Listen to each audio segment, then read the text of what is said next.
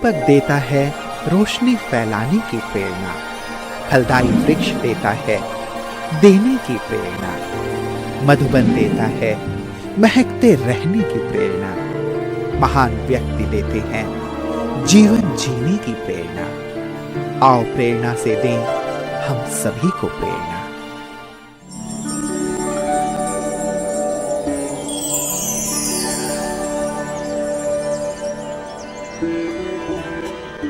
महाराष्ट्र के दक्षिणी सिरे में स्थित लातूर एक ऐतिहासिक स्थल है। इसे दक्षिण काशी के नाम से भी जाना जाता है। पंचगंगा नदी के तट पर बसे इस जिले में भारतीय पुराणों में वर्णित देवी महालक्ष्मी का मंदिर है, जो भारत के प्रमुख शक्तिपीठों में एक है। इस नगर को राष्ट्रकूट राजा अमोघ वर्ष ने विकसित किया, लेकिन वर्तमान नगर को बसाने का श्रेय छत्रपति साहू महाराज को जाता है। लातूर महाराष्ट्र ब्रह्मा कुमारी सेवा केंद्र की संचालिका के रूप में आदरणीय नंदा दीदी जी निमित्त है। आपका जन्म कर्नाटक राज्य के गुलबर्गा जिले में 1961 में एक प्रशासनिक परिवार में हुआ। बचपन से ही आप समाज सेवी, कला प्रेमी एवं पढ़ाई में विशेष रुचि रखती थी। आप कार्यकुशलता, प्रेम, सरलता, शांति प्रिय आदि गुणों से भरपूर है। परमात्मा की सत्य खोज में आपको 1975 में इस ज्ञान की प्राप्ति हुई। 1977 में आपको संस्था के मुख्यालय माउंट आबू में ईश्वरीय मिलन मनाने का सौभाग्य प्राप्त हुआ। परमात्मा से विशेष वरदान प्राप्त करके 1980 में आपने अपना जीवन ईश्वरीय सेवा में समर्पित कर दिया। तब से ही आप गुलबर्गा, यादगीर, तांडूर, महबूबनगर, शाहबाद, सेडम आदि स्थानों में सेवाएं देते हुए 1987 से लातूर में ही स्थायी रूप से सेवाएं दे रही है। जन जन को ईश्वरीय संदेश देते हुए आपने अनेक कार्यक्रमों का सफल आयोजन किया। लातूर के राजयोग भवन का उद्घाटन आदरणीय राजयोगिनी रतन मोहिनी दादी जी के कमल हस्तों से संपन्न हुआ।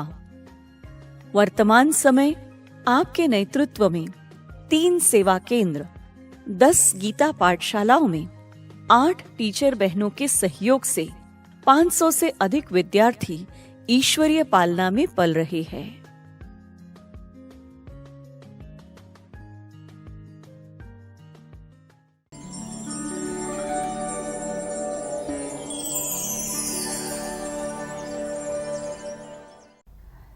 एक साधारण और भक्ति भावना की परिवार में मेरा जन्म हुआ है। लौकिक में एक बहन, 2 भाई हैं और पढ़ाई के प्रति हमारी बहुत इंटरेस्ट रहती थी और विशेषकर लौकिक माताजी हमें अच्छे संस्कार देने का पुरुषार्थ किया है। और बचपन में मुझे पढ़ाई की बहुत शौक़ रहती थी, इसलिए एक दिन भी लौकिक पढ़ाई का मैंने स्कूल मिस नहीं किया और भक्ति में भी बहुत रुचि रहती थी। और बचपन से ही मुझे समाज सेवा के प्रति और गरीबों के प्रति, बच्चों के प्रति बहुत सेवा करने की इच्छा रहती थी। 12वीं तक मेरी पढ़ाई हो गई। फिर मुझे ईश्वरीय ज्ञान जब 9वीं कक्षा में थी तभी मुझे प्राप्त हुआ और अध्यात्म में भी बहुत रुचि रहती थी।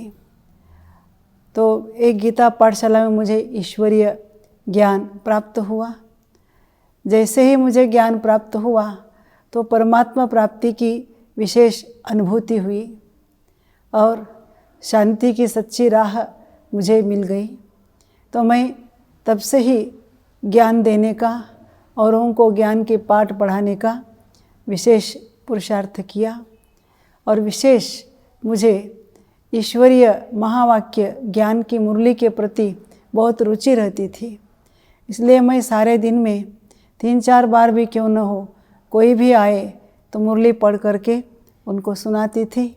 इससे मेरा ज्ञान का बेस मजबूत हो गया। और जैसे ही बाबा मिलन की घड़ी आई तो लौकिक परिवार की थोड़ा असहयोग रहा, इसलिए बाबा मिलन को जाने के लिए मुझे छुट्टी नहीं मिलती थी।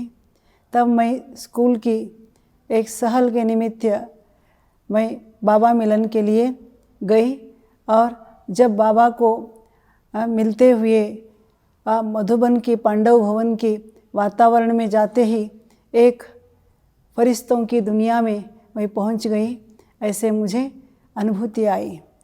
जैसे ही बाबा मिलन के लिए हम मेडिटेशन हॉल में बैठे तो जैसे मुझे कुछ भी कोई भी बात की सुध-बुध नहीं रही थी, बस बाबा और मैं और बाबा, इतना ही मेरे बुद्धि में था। तो मैं बहुत दिन से जिसको मिलने की इंतज़ार में थी, वह इंतज़ार मेरा पूर्ण हुआ और मुझे एक प्रकार की हल्कापन की महसूस हुई और मैं सर्व प्राप्तियों की अनुभूति किए। बाबा ने यह वरदान दिया कि तुम्हें नंबर 1 बनना है, सेकंड नहीं। तो कभी भी ऐसी बातें आती हैं मेरे सामने तो मैं उस वरदान को याद करके मेरे अंदर की जो कमतरता है या कमजोरियां है उसको मैं दूर करने का उस वरदान से प्रयत्न करती हूँ। क्योंकि बाबा ने मुझे नंबर 1 बनने का वरदान दिया है, वो सेकंड नहीं।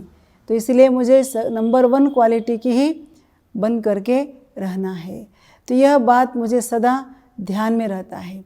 इस वजह से हर एक कार्य के प्रति मेरा सदा नंबर 1 का ही दृष्टिकोण रहता है। हल्का फुल्का काम नहीं कर सकती, हल्के फुल्के चीज़ों के प्रति भी मेरे ध्यान नहीं जाता है, क्वालिटी की तरफ ही मेरा ध्यान जाता है। क्योंकि नंबर 1 का अर्थ है हर एक बात के अंदर, हर एक के अंदर क्वालिटी को देखना है, मूल्यों को देखना है।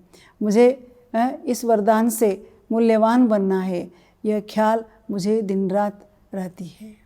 और उन दिनों में ठंडी बहुत थी, पर हम घर से बिना बोले जाने के कारण कुछ एक्स्ट्रा वस्त्र भी लेकर नहीं गए थे, गर्म कपड़े भी हमारे साथ नहीं था, तो भी मुझे ठंडी नहीं बजती थी। ये मुझे बाबा की प्यार की और बाबा मिलन की विशेष अनुभूति कहूँगी।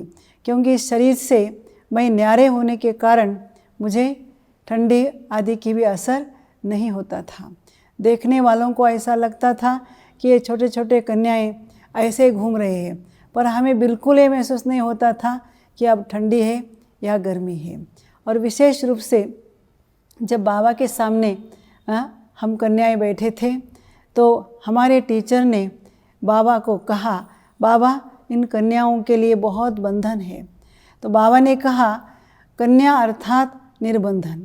बस बाबा की पहली वरदान मुझे यही मिला, कन्या अर्थात निर्बंधन।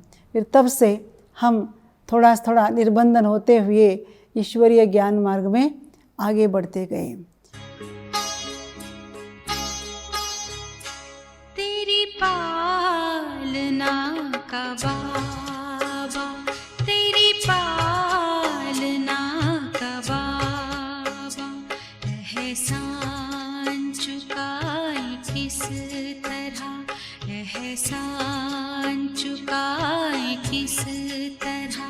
तूने प्यार से जो पाला, तूने प्यार से जो पाला, शब्दों में गाए किस तरह।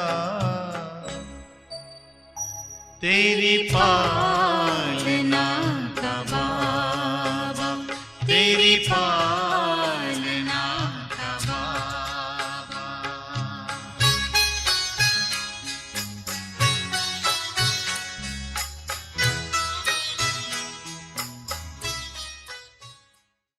तो 1980 तक हमारी पढ़ाई ख़त्म हुई। फिर मैं ईश्वरीय सेवा के लिए सेवा केंद्र पर सेवा में आ गई। तो पहले मैं गुलबर्गा सेवा केंद्र पर सेवा किया 1-2 मास। उसके बाद अपने जो इंचार्ज है हमें यादगिरी सेवा केंद्र पर भेजा। तो उस समय भी मुझे लौकिक पिताजी का बंधन था, पर उस बंधन से शिव बाबा ने मुझे मुक्त करके वहाँ सेवा के लिए रखा। फिर वहाँ 1 वर्ष सेवा करने के बाद फिर हमें आंध्र प्रदेश के तांडूर में भेजा गया। आज वर्तमान समय तेलंगाना में है। तो तांडूर में जब मैं गई तो मुझे तेलुगु भाषा की एक शब्द का भी ज्ञान नहीं था, पर उस समय बाबा ने मुझे ऐसा सहयोग दिया कि वहाँ भावनाओं के आधार पर ही मैं सेवा करती रही। तो बाबा को, परमपिता परमात्मा को मेरे द्वारा सेवा करके लेना था, तो वो मुझे उस समय वो मेरे द्वारा उनको जो मिलना चाहिए वो प्राप्ति की अनुभूति उन्हें कराते थे। फिर मैं आहिस्ते आहिस्ते वहाँ पर तेलुगु और हिंदी की जो भाषा की किताब पढ़ करके, और अपने सेंटर पर एक कुमारी आती थी, उस कुमारी के द्वारा मैंने तेलुगु भाषा सीख लिया। तो उस कुमारी को भी बाबा का पक्का समर्पित ब्रह्मा कुमारी बनाया। तो आज वर्तमान समय करीब 25 वर्षों से मेरे साथ वो ब्रह्मा कुमारी बहन रहती है और बहुत प्यार से हम रहते हैं। तो इस तरह बाबा ने भाषा भी सिखाया और औरों को अपना बनाने की कला भी सिखाया है। तो ये मेरा पहला ब्रह्मा कुमारी बनने के बाद यह अनुभव रहा है।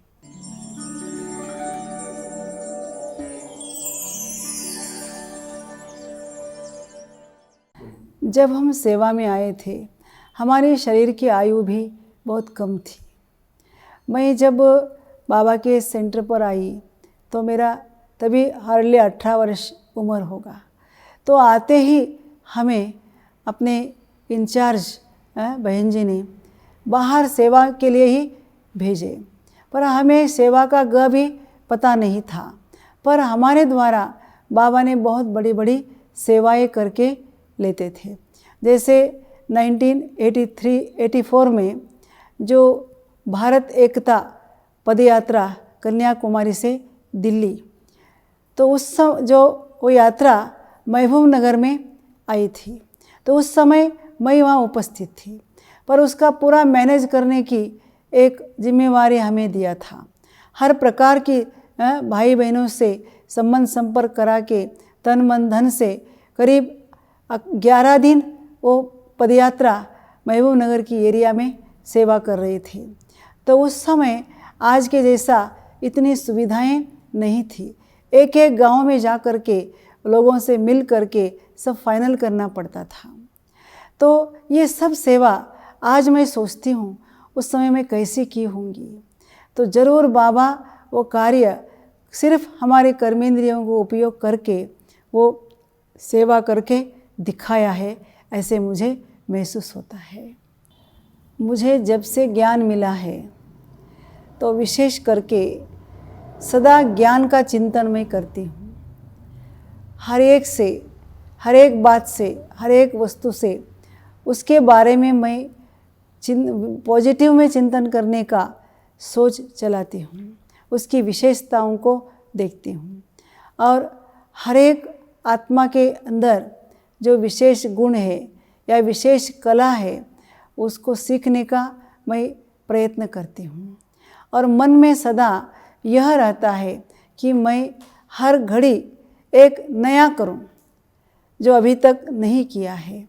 तो उसके लिए बाबा की मुरलियों में भी मैं नयापन क्या है वह देखती हूँ, या महारथियों के क्लासेस के द्वारा, या कोई लौकिक जो पढ़ाई की किताबें होती थी उसके अंदर भी तो क्या विशेषताएं हैं। जो समाज सेवी लोग हैं, वे धार्मिक लोग हैं, तो उनके वाक्य क्या होते हैं, तो उसके द्वारा भी मैं कुछ न कुछ या ईश्वरीय जीवन में आगे बढ़ने के लिए कुछ मुझे प्राप्ति होती है क्या, ये मैं ढूंढती रहती थी।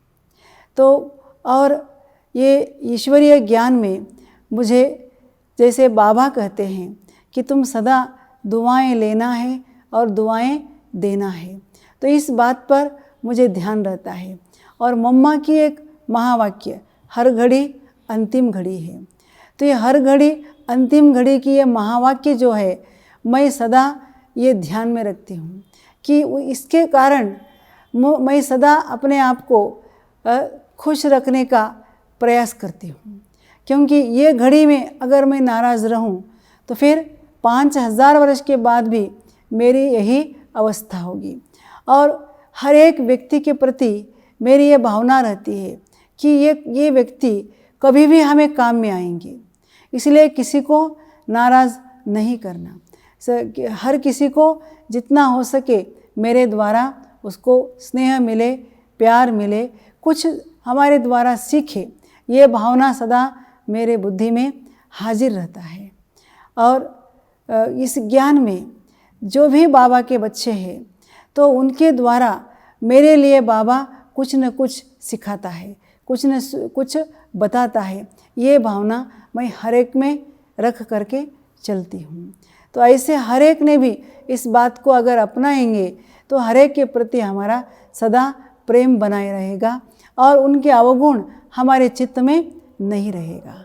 क्योंकि हर एक आत्मा, बाबा तो कहते विशेष है, पर हमारे मन में भी इसी रीति से उनकी विशेषताओं को देखने का एक दृढ़ संकल्प रखना बहुत बहुत जरूरी है।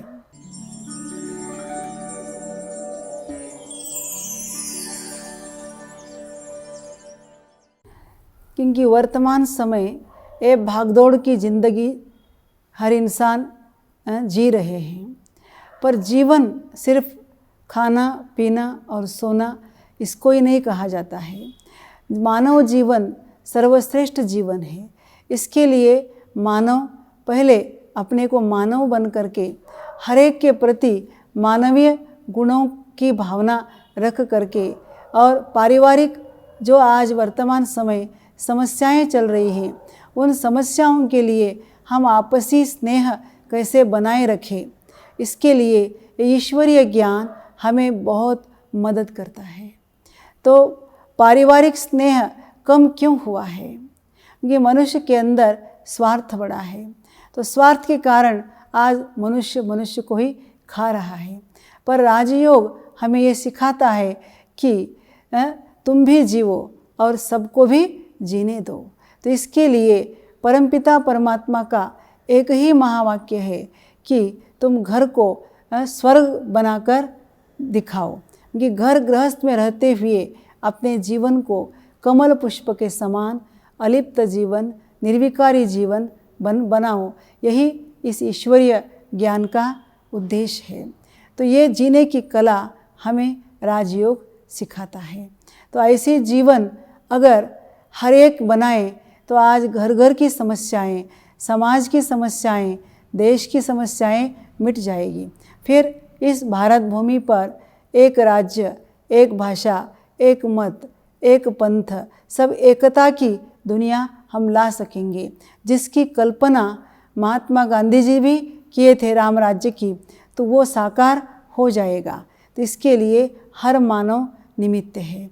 हर मानव के अंदर ये भावना जागृत रहना, स्नेह की भावना जागृत रहना और संगठन की शक्ति को बनाए रखना बहुत बहुत ज़रूरी है।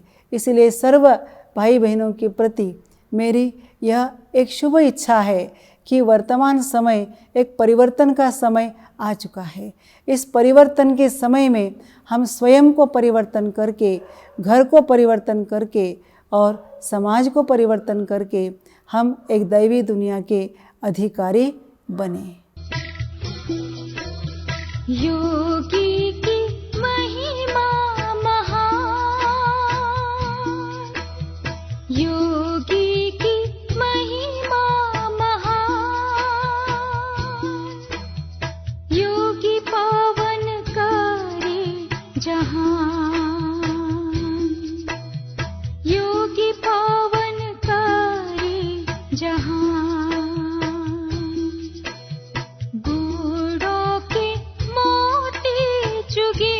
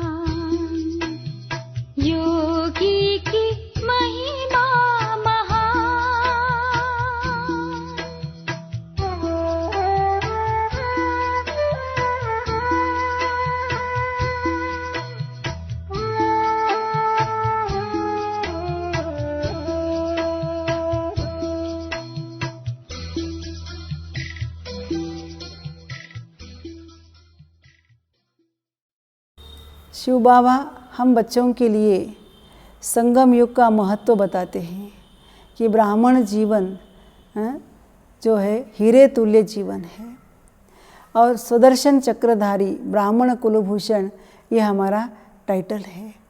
तो हम ब्राह्मण कुलभूषण कब बन सकेंगे? जब हम इस कुल की मर्यादा की हम रक्षण करेंगे, इन मर्यादाओं को अपने जीवन में अपनाएंगे। इसलिए ब्राह्मण का अर्थ ही बाबा बताते हैं कि ब्राह्मण अर्थात पवित्र, ब्राह्मण अर्थात पवित्र दृष्टि, पवित्र वृत्ति, पवित्र कृति, हर कर्म श्रेष्ठ हो। तो सदा ईश्वरीय नशे में, रूहानी नशे में रहना है और अपनी ईश्वरीय मर्यादाओं को सदा साथ रखना है। और इस ब्राह्मण कुल का सदा नशे में रहने से हम माया से सदा मुक्त रहेंगे, जिसको बाबा कहते हैं रूहानी नशा। तो ब्राह्मण जो है हमारे द्वारा हम परमपिता परमात्मा को प्रत्यक्ष कर सकते हैं। तो परमात्मा को प्रत्यक्ष हमारे द्वारा होता है तो पहले हम अपने परिवार को परिवर्तन करना है। सदा हंस बुद्धि बनकर हमें गुणों को ही चुगना है, मोती गुणरूपी मोती को ही चुगना है और परिवार के हर मेंबर के प्रति हमारी भावना सदा उच्च कोटि का रखना है और परमात्मा को प्रत्यक्ष करने के लिए अपने जीवन में सहनशीलता को हम बनाए रखना है और निरपेक्ष भावना से उनकी सेवा करनी है और सर्वस्व बाबा को अपना सर्व संबंध समझ करके हम हर संबंध में केवल प्रेम ही रखना है, हम मोह नहीं रखना है। कि जब तक हम मोहजित नहीं बनेंगे तब तक हम विश्व के राज्य अधिकारी नहीं बन सकते हैं। इसलिए ब्राह्मण भी आपस में सदा आत्मिक दृष्टि वृत्ति रख कर के ही चलना है। यही ब्राह्मण परिवार के प्रति मेरी एक शुभ आशा है कि संपूर्ण हम ब्रह्मा बाप को फॉलो करें और जगदम्बा सरस्वती मातेश्वरी जी को फॉलो करके हमें कर्मातीत और संपन्न स्थिति को अपनाना है।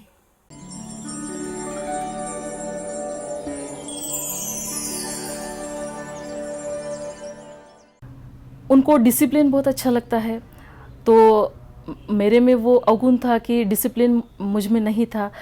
तो बहन जी से मैंने ये बहुत अच्छा गुण सीखा। शांति प्रिय भी है, जैसे शीतला देवी है, कोई भी प्रॉब्लम आए, संकट आए या कोई डिस्टर्ब करने वाला सीन भी आए तो बहन जी साक्षी होकर के देखना, ये पार्ट मुझे बहुत अच्छा लगता है और मेरे जीवन में भी मैंने वो लाया है। बहन जी का एक बहुत अच्छा स्वभाव है कि वो दुख बांट के लेते हैं, भले अपने स्नेह की व्यक्ति हो या स्नेह की व्यक्ति न हो। लेकिन मेरे सामने ये दिखा है कि कई परिवार दुख के कारण यहाँ से उखड़ गए थे, लेकिन उन्होंने अडॉप्ट करके उसको बसाया, अपनाया, यहाँ रख लिया और यहाँ से उनको अच्छी परवरिश भी मिली। तो उनके अंदर कर्म की कुशलता बहुत अच्छी है, हमेशा सुचारू रूप से हमें कर्म सिखाते हैं। उनके अंदर टॉलरेंस पावर, सहन शक्ति भी है, उनके अंदर सरलता है, प्रेम बहुत है, प्यार से पालना देते हैं। उनकी पालना ही हमें सदा आगे बढ़ाती है। उनकी प्रेरणाओं ने हमें जीवन में सफलता दी है।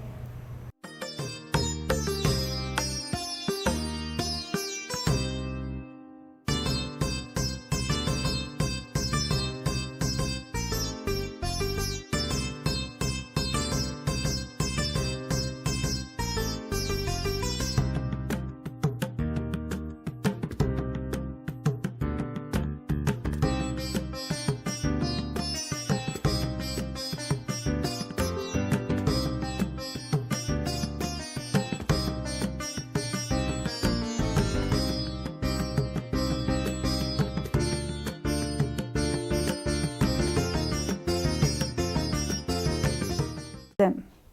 If I have got any problem, I talk to them, and it is like that if I talk to them, it is solved. So that is thing like that, if I am not able to meditate or connect with the God, but I can connect sure and short with the Nanda Bhenji, Punya Bhenji. So that there is nothing like for me how to connect and what is, because they are live in front of me, and I always connect with them and I talk to them, and the problem because of the no starting, it gets resolved. कि वो अच्छा प्रशासक है, वो हर एक की जो विशेषता है वो विशेषता देख के उसको ईश्वरीय सेवा में कैसा लगाना ये बहुत अच्छी तरह से जानती है।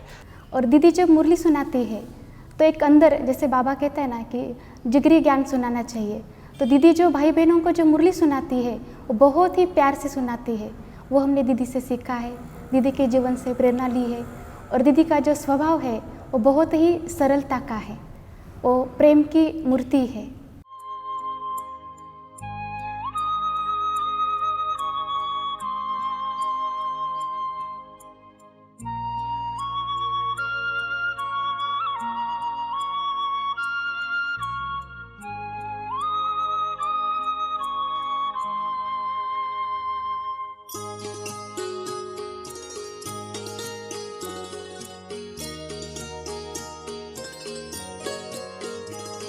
खिला है मन का चमन हमारे, मिला है माली आप सा। खिला है मन का चमन हमारे, मिला है माली आप सा।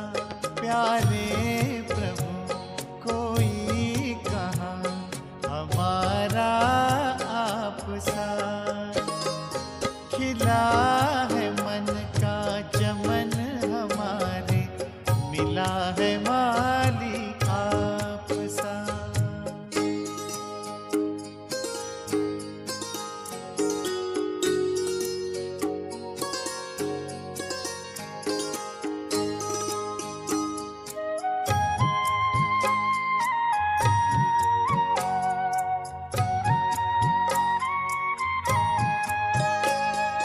ज्ञान का है बीज बोया, त्याग की कल में लगाई।